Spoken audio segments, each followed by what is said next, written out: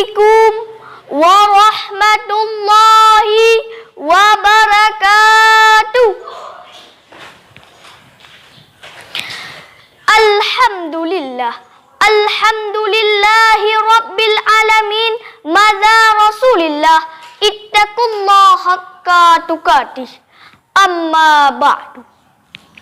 Puji beserta syukur marilah sama-sama kita panjatkan kehadirat Allah, yang mana oleh Allah yang telah menciptakan langit tanpa tiang, menciptakan bumi tanpa gantungan.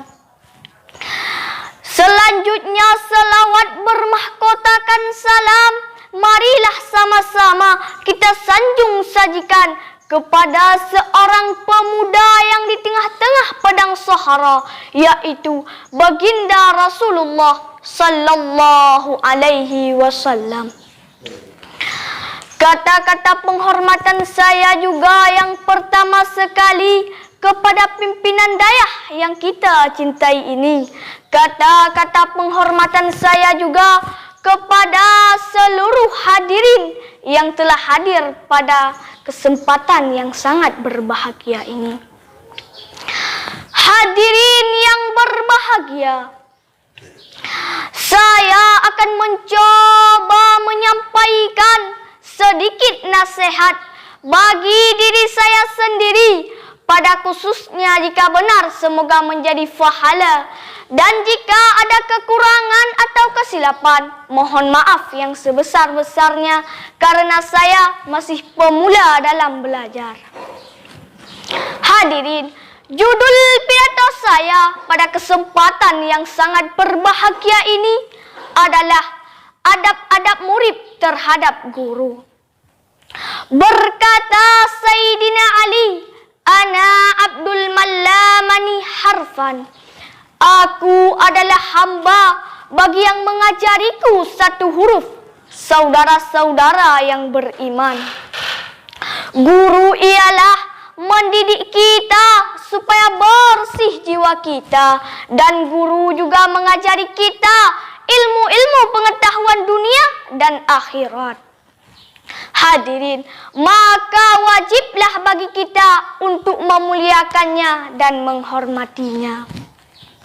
Hadirin rahimakumullah, sebahagian adab-adab murid terhadap guru ialah memberi salam bila berjumpa dan duduk sopan di hadapannya, dan jawablah kata-katanya dengan sopan, dan dengarkanlah apa yang diterangkannya. Bila kita dimarahi, haruslah kita terima dengan baik, karena guru itu hanya bermaksud untuk kebaikan kita. Guru itu ibaratnya orang tua kita. Kenapa demikian? Karena guru menjaga kita dari hal-hal yang menjadikan kita celaka dunia dan akhirat. Sedangkan orang tua kita juga menjaga kita dari dua hal tersebut. Hadirin, demikianlah nasihat dari saya. Mohon maaf bila ada kesalahan. Yang salah datangnya dari kebodohan saya, dan saya ingin terus belajar. Dan jika benar itu datangnya dari petunjuk yang maha ilmu, yang maha mengajarkan manusia. Kalau ada kata-kata saya yang benar, tolong disimpan di dalam hati. Kalau ada kata-kata saya yang salah, jangan lapor pada Pak Polisi. Assalamualaikum warahmatullahi wabarakatuh.